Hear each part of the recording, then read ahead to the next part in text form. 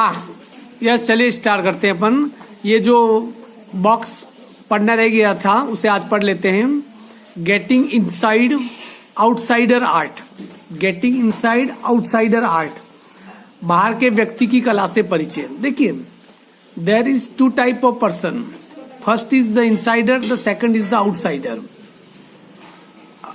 What is mean from insider and what is mean from outsider? A person who is insider think himself.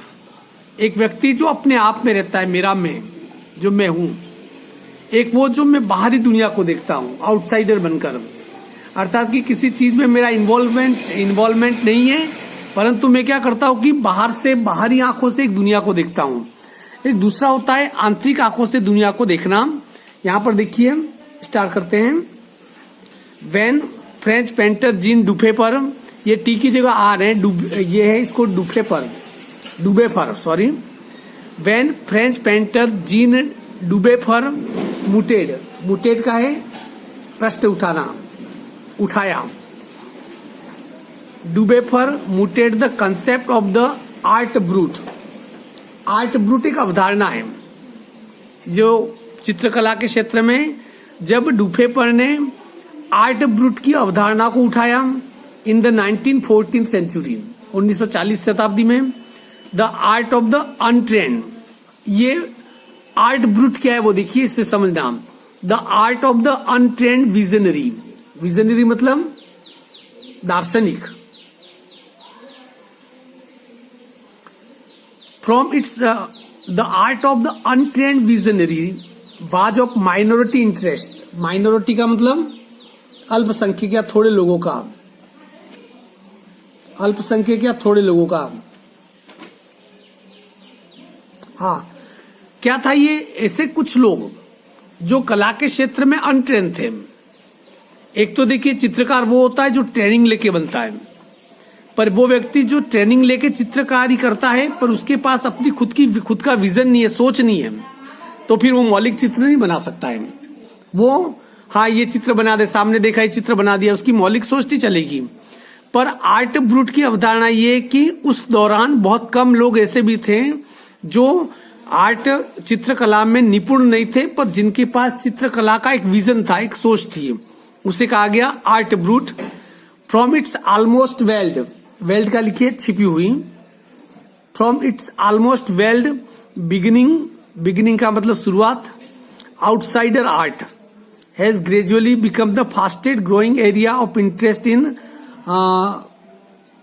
contemporary। contemporary का मतलब समकालीन। देखो, समकालीन। Art internationally का मतलब अंतर्राष्ट्रीय। तो क्या कह रहा है? फ्रॉम इट्स ऑलमोस्ट वेल्ड का मतलब बिगिनिंग। इसी शुरुआत में वो, इसकी शुरुआत जो इसका प्रारंभ हुआ उसमें ही इसकी शुरुआत छिपी थी। आउटसाइडर आर्ट, जो आउटसाइडर आर्ट था, अर्थात कि चित्रकला को कुछ लोगों के दायरे से बाहर लाना। ऐसे लोग भी आए और ये धीरे धीरे become the fastest growing area of interest of contemporary in internationally. अंतर्राष्ट्रीय स्तर पर समकालीन चित्रकला में सबसे तेज गति से बढ़ने वाली अवधारणा हो गई कि चित्रकला करना किसी एक व्यक्ति का अधिकार नहीं है। जिसके मन में विजन है, भले उसे यदि चित्रकारी करने नहीं आती है, पर उसके मन में विजन है तो वो चित्रकारी कर सकता है। विजन वाले लोग, पिकासो क्या था? पिकासो को कहो आपको कि एक भगवान राम का चित्र बना दे, नहीं बना सकता था, पर उसकी चित्र में विजन था। क्या था? विजन, सोच थी। वो सोच है उसके चित्र को क्या करती है? महान बना देती है। आगे है कहा गया? द जेनर का लिखिए विदा। The genre is describe as the art of those who have no right to be artist. और ये जो विदा है उन लोगों के बारे में डिस्क्राइब करती है जिसके बारे में ये कहा जाता था, those who have no right to be artist, जिन्हें आर्टिस्ट होने का कोई हक नहीं है। As they have receive no formal training, क्योंकि ऐसे लोगों ने कोई फॉर्मल ट्रेनिंग प्राप्त नहीं की है। Yet so talent and artist insight, परंतु उनमें इतना टैलेंट है और कला के प्रति उनकी इनसाइट, वो अंतर्दृष्टि है। वो चित्रकारी करना भले नहीं जानते, पर उनके दिमाग में जो चित्र चल रहा होता है वो उसको उसी रूप में, चाहे किसी भी रूप में, पेंटिंग कैनवास पे उतारना, क्योंकि उनके अंदर अंतर्दृष्टि थी। आप देखिए, आप किसी पेंटर को कह दीजिए, जैसे हमारे यहाँ पेंटर मुरली ने बहुत सारे चित्र बनाए पुराने सब, उनको को वो फूल बना देगा, वेलड़ी बना देगा, वेवन और वेवाई बना देगा, शादी समारोह में बनाते हैं। पर उसे ये कहे कि अपनी मौलिक सोच का तू भ्रष्टाचार के ऊपर कोई चित्र बना, नहीं बनेगा उससे। कोरोना के ऊपर मौलिक सोच जो किसी ने बनाया हो, ऐसा चित्र बना, वो नहीं बना सकता है। क्यों? क्योंकि उसके लिए एक अंतर्दृष्टि, इंसाइट होनी चाहिए। Their work are a stimulating का लिखिए रोचक, कॉन्ट्रास्ट का मतलब विपरीत, to a lot of mainstream का मतलब मुख्य धारा, ऑफरिंग का मतलब प्रस्तुतियां। Their works are a stimulating contrast, stimulating का क्या बोला था मैंने अभी, रोचक। और उनका जो काम है वैपरीत्यों को, मतलब विपरीत चीजों को बताने के लिए उनका काम, आज जो मुख्य धारा की जो चित्रकारी है उसको एक प्रकार से क्या कर रहे हैं, वो प्रस्तुत कर रहे हैं। अराउंड द टाइम इसी बीच डुबेफर वाज प्रोपाउंडिंग का लिखिए सामने रखना। Around the time Dubuffet was propounding his concept, जब ये डुबेफर अपनी इस अवधारणा को, आर्ट ब्रूट को जब सामने रख रहा था इन इंडिया, एंड अनट्यूटर्ड का मतलब अप्रशिक्षित, जीनियस वाज क्रिएटिंग पैराडाइज, तभी भारत में एक अप्रशिक्षित व्यक्ति वो धरती पे स्वर्ग का निर्माण कर रहा था। Years ago, the little patch of jungle that he began clearing to make himself a garden, सालों पहले चंडीगढ़ में किसी जगह पर एक जंगल को साफ किया जा रहा था एक बगीचा बनाने के लिए। स्कल्प्टेड का मतलब निर्मित किया, garden sculpted with stone and, ये आप देख सकते हैं इस चित्र में, आपके पास किताब होंगे, कुछ लोग खड़े हुए हैं और इसका वीडियो भी मैंने आपको भेजा है। ये देखिए पत्थरों से बना हुआ, वेस्ट चीजों से बना हुआ, और इस रॉक गार्डन चंडीगढ़ में आपको जो चीजें मिलेगी पत्थरों से बनी हुई, और जिन चीजों को दुनिया फेंक देती है, जिसका कोई काम नहीं होता, टोटली वेस्टेड चीजें, उन वेस्टेड चीजों से क्या बनाया उन्होंने, एक रॉक गार्डन बनाया, एक ऐसा स्वर्ग बनाया जिसको यदि आप देखो तो चौंक जाओगे। तो यहाँ पर garden sculptured with stone and recycle material, क्या किया, और ऐसी चीजें जो इसका वापस उपयोग किया वेस्टेड चीजों से। Now to the world today is the rock garden at Chandigarh, आज उसे गार्डन को क्या कहते हैं, जो वेस्टेड चीजों से बनाया, rock garden of the Chandigarh कहते हैं। और भारत में आने वाला शायद ही कोई व्यक्ति होता है, पर्यटक होता है, जो भारत को देखे और रॉक गार्डन नहीं जाए, अक्सर लोग देखते हैं। It's 80 year old creator director, और उस गार्डन को बनाने वाले कौन है, 80 साल के Nek Chand. Is now held लिखिए प्रशंसा करनी, is now held as India's biggest contributor to outsider art. और ये जो आउटसाइडर आर्ट की बात जो डुबेफर कर रहा था, उसको भारत में सबसे ताकतवर रूप से कौन प्रतिनिधित्व कर रहा था, नेकचंद। आउटसाइडर आर्ट क्यों कहा गया है, क्योंकि नेकचंद ने किसी भी चित्रकला के कॉलेज में, स्कूल में प्रशिक्षण नहीं लिया था, एक नॉर्मल व्यक्ति था, परंतु उसका विजन था, उसकी सोच थी, और एक ट्रेंड व्यक्ति चित्र बना सकता है ऐसा कोई जरूरी नहीं है। इस बात को साबित किया था नेकचंद ने। The 50th issue spring 2005 A raw vision UK based magazine pioneer in outsider art publication.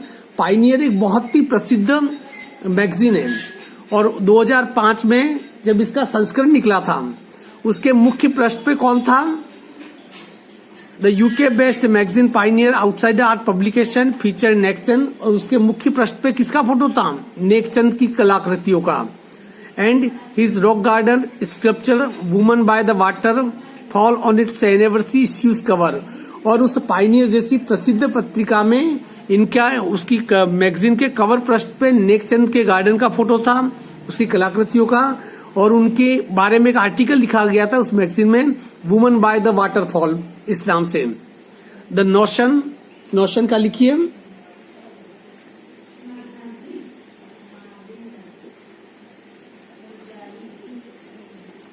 The notion of art brut और raw art was of work, देखता हूं मैं से, एक मिनट।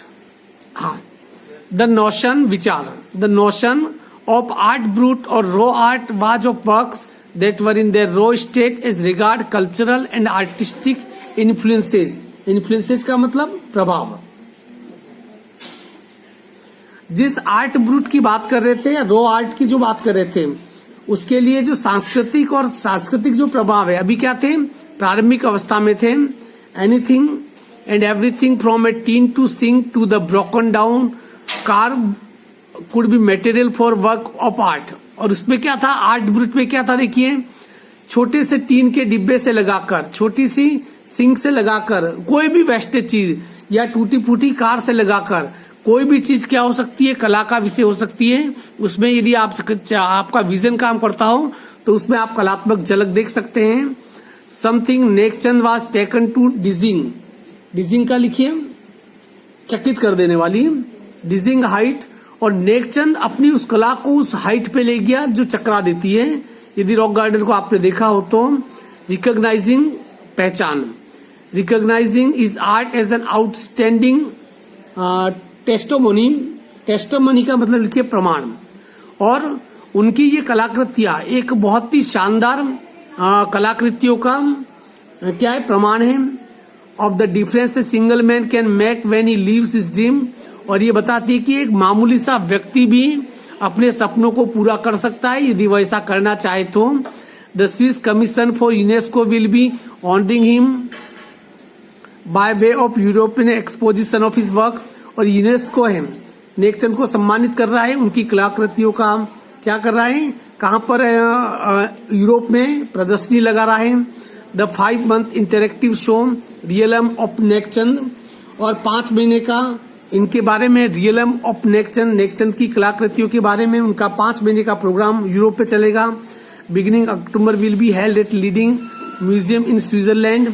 प्रारंभ होगा स्विट्जरलैंड के म्यूजियम से, फिर Belgium, France and Italy. The biggest award is walking through the garden and seeing people enjoy my creation, Nek Chand से। और नेकचंद का कहना है कि ये जितने भी इनाम दिए जा रहे हैं मुझे, उन इनामों में सबसे बड़ा इनाम मेरा ये है कि जब मेरे उस रॉक गार्डन में लोग जब घूमते हैं और उनके चेहरे पे जो संतोष पैदा होता है, वह संतोष ही मेरा क्या है, सबसे बड़ा उपहार है। और ये आर्टिकल छपा था बृंदा सूरी, हिंदुस्तान टाइम्स, 28 अगस्त 2005, इसमें ये छपा था। तो ये पार्ट हमारा क्या हुआ, कंप्लीट हुआ। इसमें हमने थोड़ा बहुत हमने समझने की कोशिश की, what is the art, art क्या है।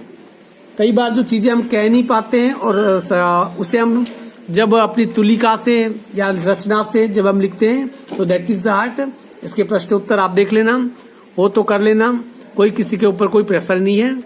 ये पार्ट खत्म हुआ, थोड़ा ही कंसेप्ट बचा था, इसका वीडियो मैं आपको भेज दूंगा, ठीक है ना।